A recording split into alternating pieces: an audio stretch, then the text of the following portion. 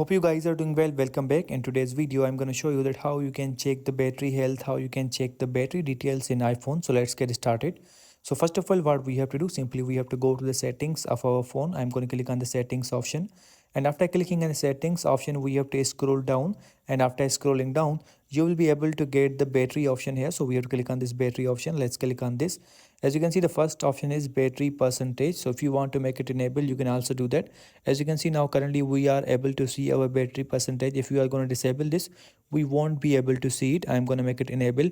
Now lower power, low power mode. If you want to make it enable, you can also do that. If you want to make it disable, you can also do that. If you want to check out the battery health, we have to click on this. And as you can see now, the maximum capacity is 78. All the battery health is provided here.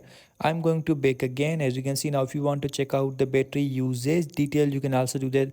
Like I have used in these last 24 hours, you can check out for the last 10 days. And if you want to check that which app takes how much, and if you want to check that which app takes how much percentage of your battery, you can also do that. So this way you can check out the battery details. I hope you guys understand this video that how you can do that. So see you in the next video.